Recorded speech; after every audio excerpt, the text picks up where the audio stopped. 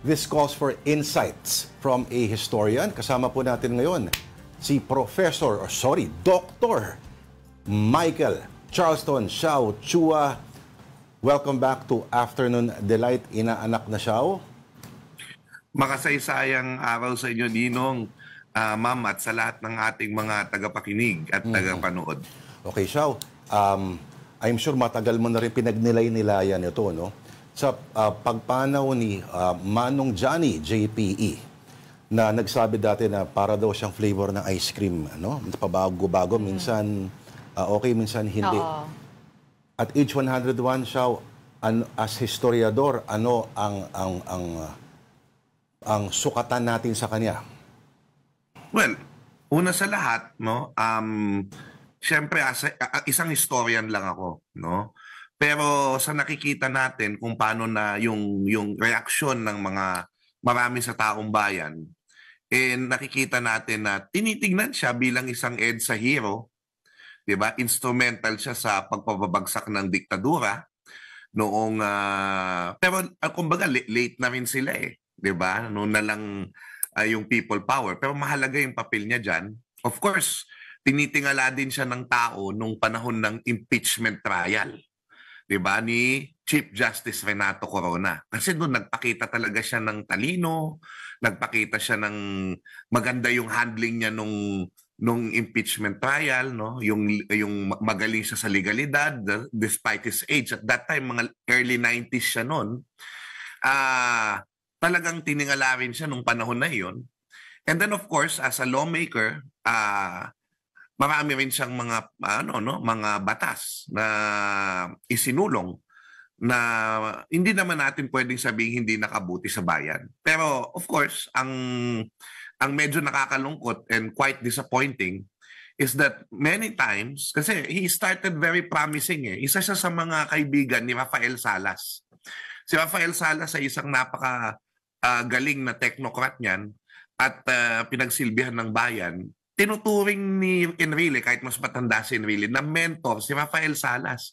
And they started very early in government. No? Ang ganda ng promise. But in the end, of course, chief architect of martial law, kasama ni President Marcos na nagplano ng martial law na talagang nakasira ng maraming buhay at kumitil ng maraming buhay itong martial law na ito. Gayon din, of course, yung traditional politician in the sense na napagsabay niya yung politika at yung pera, yung negosyo, rent seeking, na dahil sa posisyon niya sa pamahalaan in many ways, no, nakapagnegosyo siya. At yung pagnenegosyo niya, no, na matindi yung naging, kasi posporo, ano pa ba, yun, nagkaroon siya ng mga businesses that actually may mga laging activities na may mga kumontrang mga communities, at yun ng very, very famous case yung sa Sagod, Las Navas, Samar, minasakyer ng ilang armadong grupo yung buong village na yon. And well, of course, yun na nga, itinuturo nga na sangkot yung dahil nga may kinalaman dun sa laging activities nila doon. So nakakalungkot, no? Tapos, of course, ang haba kasi ng buhay niya, so pasensya na kayo. After EDSA Revolution, pinatalsik nga niya yung diktador, bago na yung demokrasya natin, fledgling democracy, di ba? Pero, after that, ginulo niya ng ginulo sa pamamagitan ng mga kudeta na talagang nakasira sa ating ekonomiya. 'Di ba? Yung mga military adventurism na ginawa. So, yan yung mga makikita mo na, sabi mo nga, flavor of the month, minsan gusto siya, minsan hindi. Undoubtedly, one of the most brilliant Filipinos who ever walked the face of the earth. 'Di ba? Pero reflection din ito, nagre-reflect. This is a time for a national reflection. Binigyan ka ng Diyos ng talino, 'di ba? Paano mo gagamitin ito? Ikaw ay binigyan ng pagkakataong maging leader. Will you be a servant leader? Who will empower people? Or a traditional leader na who will empower yourself? He became so powerful at a very young age. Yes. Yung brilliance is such that even President Marcos ay nagtiwala sa kanya and even thought of him as a possible successor. Di ba, Tito Shao? Yes. Diba? Although, of course, ilang beses niyang inoffer yung sarili niya sa electorate to become president. Una-una pa lang, tablado agad. Diba? Pero sa senador, naabot niya yung isa sa pinakamataas na posisyon sa ating pamahalaan at yun yung pagiging presidente ng Senado. Pero nung nung 87, delikado pa siya, Shao, di ba? Dalawa lang silang minority nung 87 kasi grabe yung Cory euphoria noon, no? Oh, at yes. siya yung pang 24, muntik-muntika na, di ba? Sila ni Sanchez. Sa bilangan, medyo nanganganib si Manong Johnny noon. Pero siya tsaka si Erap yung natatanging mga mula sa oposisyon, yung Grand Alliance for Democracy, Tito Shao. Ayaw pa nga niyang umupo nun kasi sabi niya siya daw ang number 1, dinaya siya. Kaya kaso nung pinaupo na rin niya yung sarili niya nung nagkakasumpaan na. So, yun nga, binigyan siya ng maraming pagkakataon ng sambayanan. He was so trusted many times by the people and was given a lot. And of course, I believe he thinks he was doing what was good. Maybe di ba? Parang kailangan ibigay natin sa kanya yon. Pero in the end, yun na nga, hopefully, he is able to reckon with this. Pero yun na nga, isa pang medyo nakakalungkot, yung paiba-iba niya ng, parang ang hirap niyang maging source ng kasaysayan. Kasi paiba-iba yung kanyang version ng history as time goes by. So yun yung parang nang nangyayari doon. Parang ang daming mukha ni Enrile. And surely, we historians will have a very difficult but very colorful time studying his life. Malaking factor ba, Tito Shao, yung nagsulat siya ng accounts sa sarili niyang from the way he saw it, yung kanyang talambuhay?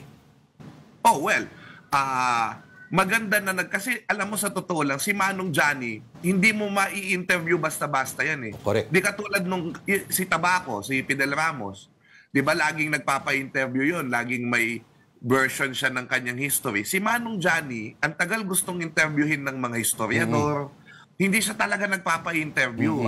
Ang binigyan nilang si Cecilio Arillo, yung Breakaway Book. Pero ang tagal na nagpa-interview siya ulit at nagkaroon siya ng pagkakataon, sinulat niya yung memoir niya, very interesting. Buti na lang, may ibang sources. Kasi meron siyang mga sinasabing nangyari sa buhay niya. Yung mga personal yon, I will give it to him. Very interesting life. Pero yung iba na pwedeng ma-verify, halimbawa, yung sinasabi niyang inambush siya nung martial law para i-declare yung martial law the night before martial law was announced or proclaimed. Ang nangyari doon, nung EDSA Revolution, nung nag-break away siya kay Marcos, sinabi niyang ambush me yun, fake. Tapos, nung sa libro, hindi na naman fake. Iniba na naman, tapos nung in-interview siya ulit, kinlarify niya, it was staged but I did not know. Parang ano yun, no? So, tapos yung pagsasabi niya na wala daw human rights violation na ginawa yung interview niya kay Bongbong Marcos. Yan, big deal yan. Diba? Big deal yan. Kasi sinabi naman, meron naman siyang mga pagkilala nun sa pagkakamali ng Marcos regime. Pero iniba na naman niya. Nung kinorner siya ng dalawang anchors ng One News, Tito Shao, no? Si Robbie Alampay at si kinuyog siya ni Ed Lingao.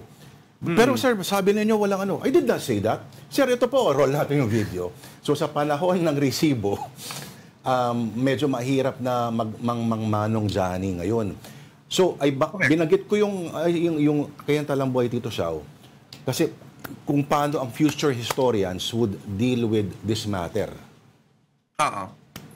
Well, like all other historical documents, titignan natin, i-compare natin yan with other testimonies. Kaya nga ngayon, may mga criticism nga with that book. Pero yun na nga, we have to always say that it's the version of Manong Johnny, it's his memoirs. Kung may iba tayong version, ilalagay natin yan. We will put it in front. But you have to analyze it with other sources. Yan naman ang gawain ng historiador. Sa bagay, yung isa nga, yung pinagsilbihan niya, may sarili ding mga di ba, accounts, pero hindi naman masyado siniseryoso din. Pero anyway, yun na nga, Tito parang Shao, the emperor's new clothes yan. Correct. Tito Shao, kailangan natin umupo ulit at isama natin si Denise Tan sa ating malamig na iced tea sessions. Pero, C2. Yes, maraming salamat sa iyong insights ang ating historiador na si Idol na si Xiao Chua. Thank you, Tito Xiao. Makasaysayang hapon sa inyong lahat, and let this be a time of national reflection sa lessons of the long life of Manong Johnny. Kung matuto tayo sa kasaysayan, baka maging totoong happy ka o happy tayong lahat. Salamat. Yan ang gusto natin, Tito Xiao. Maging happy tayong lahat.